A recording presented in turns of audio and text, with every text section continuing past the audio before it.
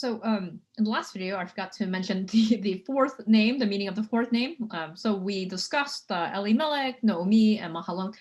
So Kilion also has a meaning, okay? And so Kilion is probably from Kaf, Lam, and Hay. Also a kind of unfortunate name. Kaf, Lam, and Hay means to be completed or to come to an end, to be consumed, to vanish, to destroy, okay?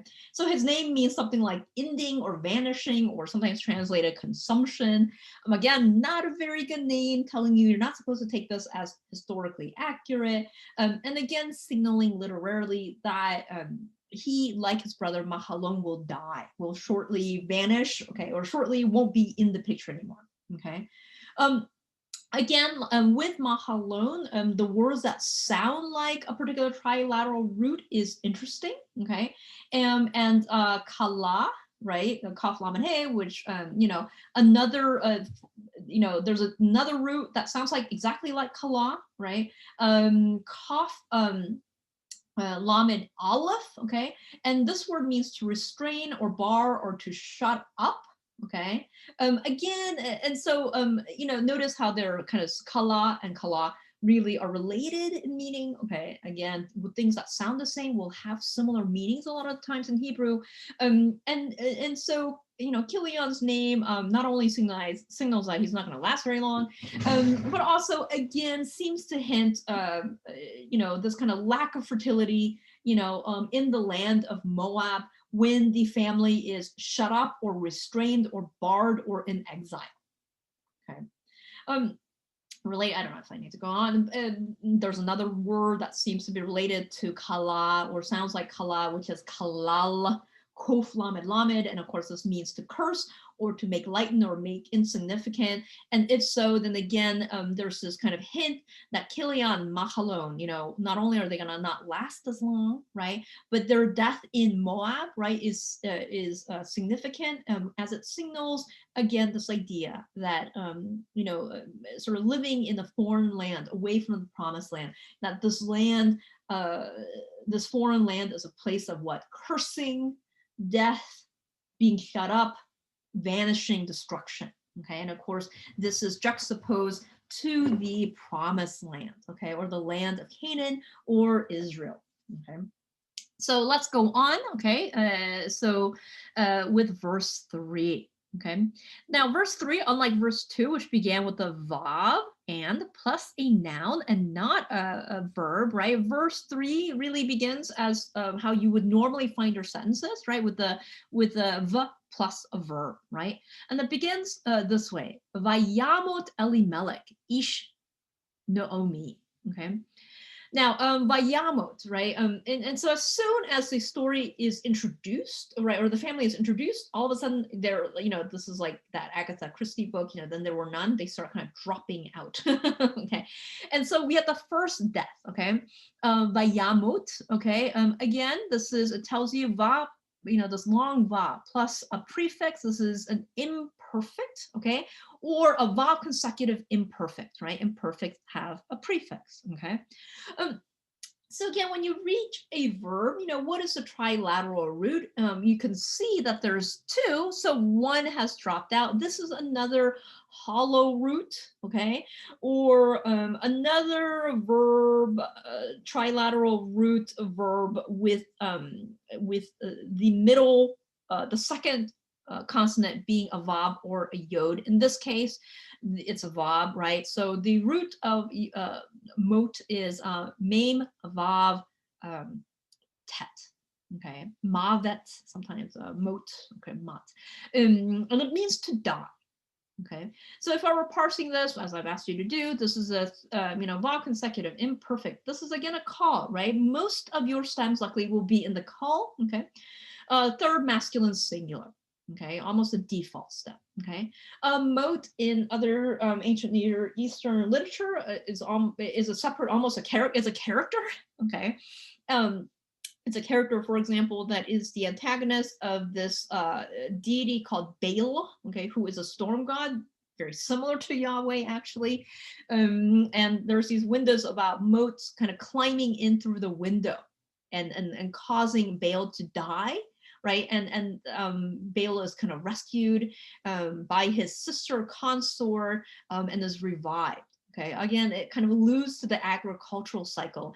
And honestly, the book of Ruth and the story of Ruth also alludes to the agricultural cycle as well. So, not only does it have this exile and return pattern, but the exile and return pattern really, you can see underneath it a different pattern, right? Which is this cycle of life and death.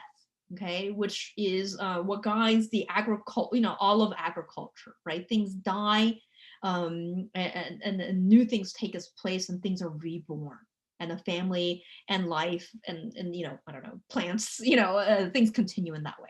Okay, I don't know that much about plants. Okay, anyways, okay, so it begins with this word vayamot, okay, to die. Vayamot Elimelech, and Elimelech died. Okay, and who is Elimelech? Ish Naomi. So notice it's very interesting, right? In the beginning, Elimelech is introduced as or Naomi is introduced as the wife of Elimelech, but now it switches since he dies, right?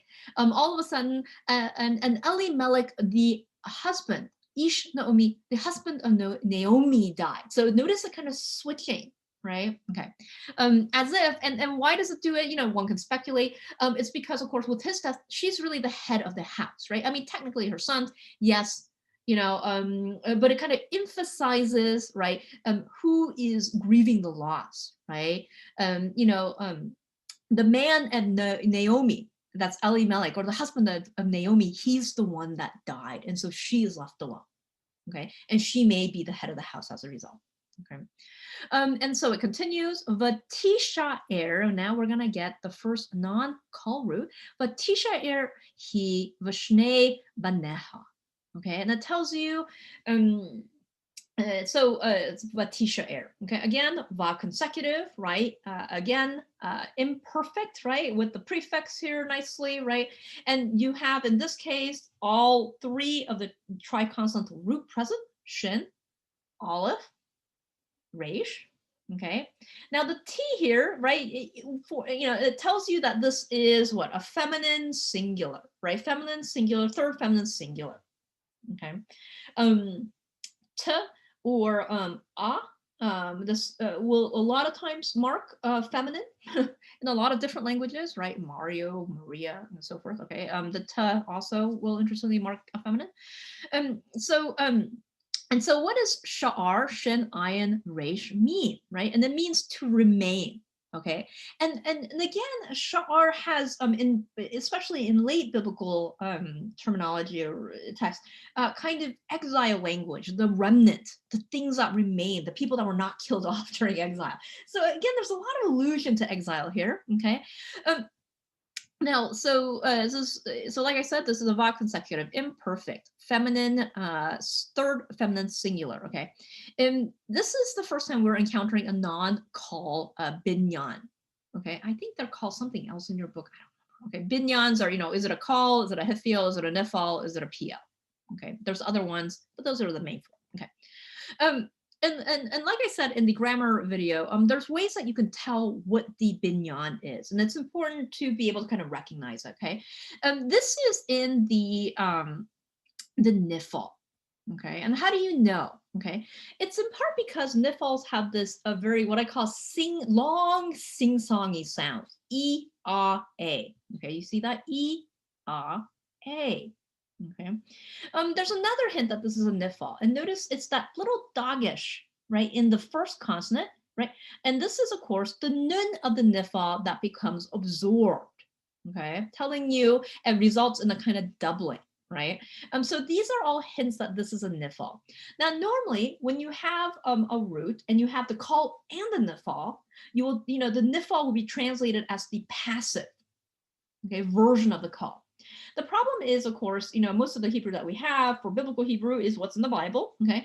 And as a result, sometimes you will find verbs, right, or roots, right, that only exist in the nifal. There is no call counterpart, right? And as a result, it's not always that, generally you would translate a nifal in the passive, but not always.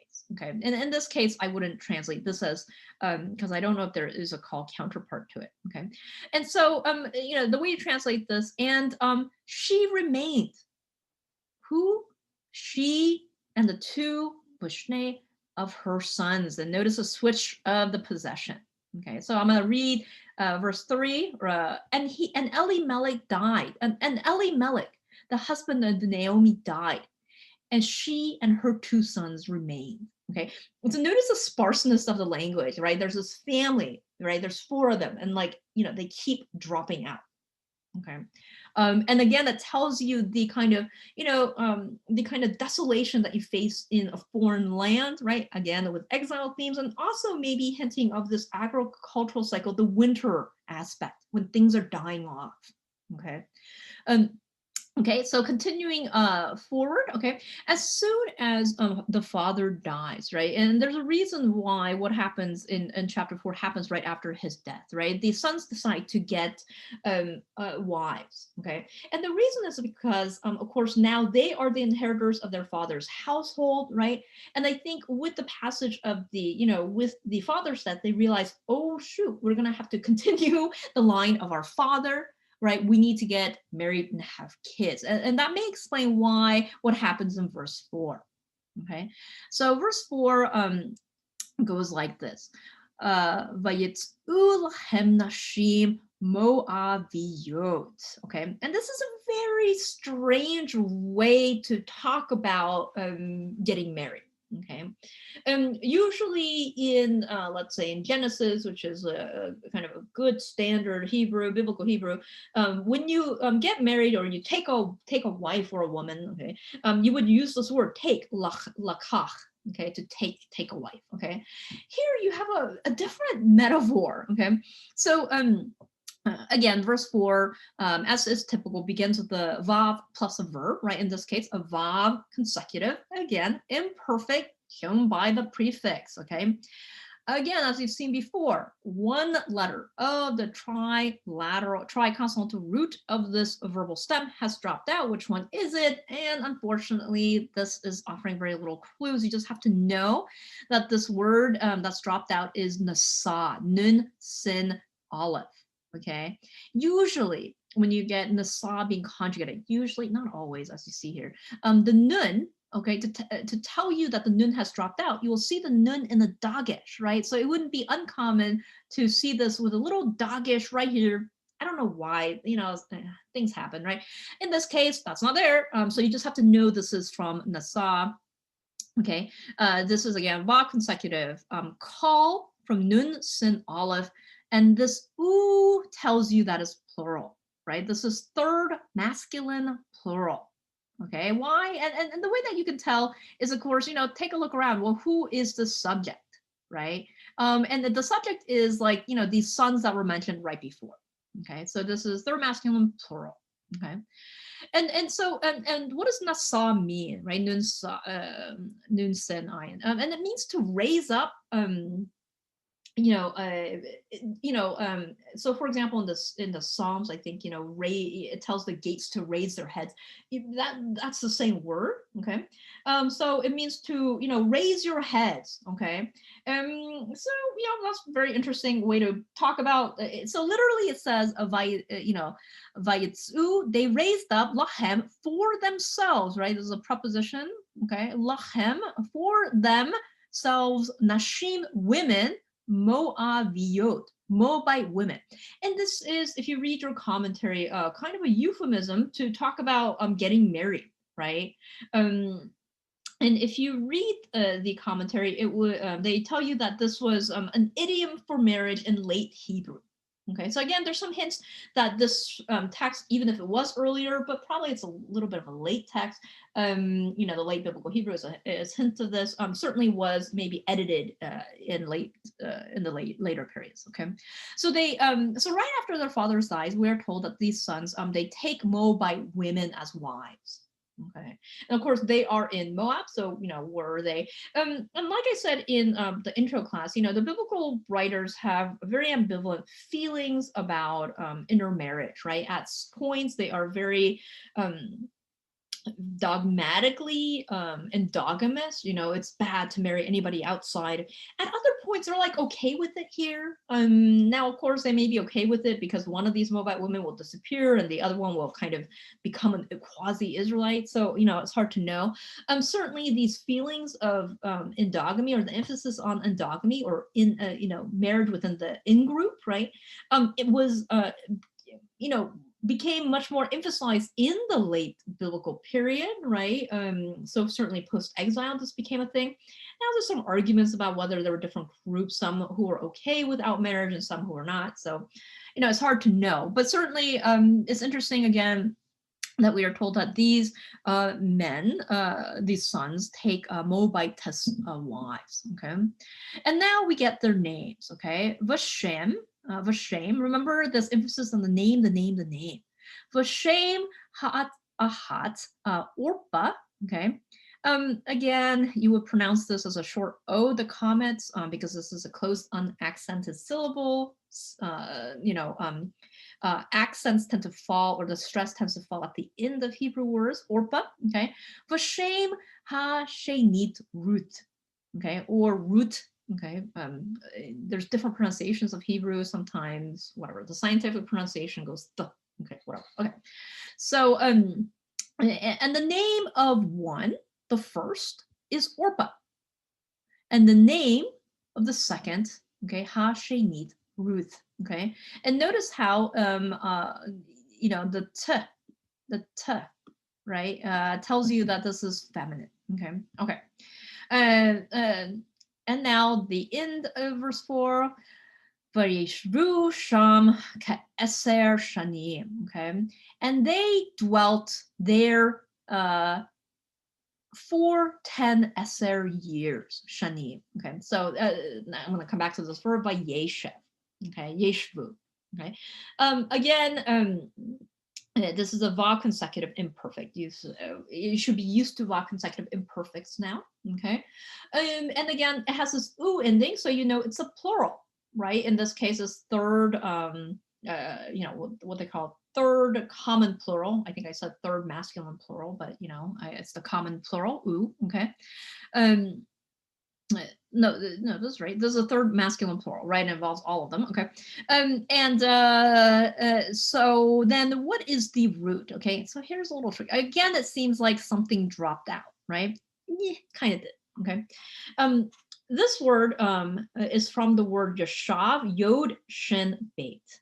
Okay, and what's happened to the yod is that it's become absorbed. Okay, so instead, let's say the yod didn't become absorbed. What you would have is this word va yai shabu, right? And notice how hard that's to pronounce. So as a result, it becomes kind of condensed, and it becomes vayeshvu. Okay, and so the yod, because two yods in one right after the other is very hard to pronounce, becomes absorbed into the preceding yod, but it elongates it. Okay, instead of vayi, right, it becomes vaye. Okay, and basically this is from yod shin beit, and it means to inhabit or to dwell, or to live. I mean, really, so they dwelt there, sham. Okay, notice this word again, sham, shem, sham, shem, sham, shem. Okay, with there, just the switch of a vowel from sham to shame will turn this word from sham there into the word shame, name. Okay, so again, very similar, right? How long did they live there? Ka eser, this is one of your numbers, okay? 4, 10 eser shanim, okay, years, okay? From the word shana, you see this word, which means to change or to turn, really, okay? You see this word in Rosh Hashanah, the head of the year, or the head of the turning, right? Where time is imagined as a kind of turning of time, or turning of moons, or so forth, okay? And again, it also, with, why does it tell you how long they lived there? Like, who cares, right?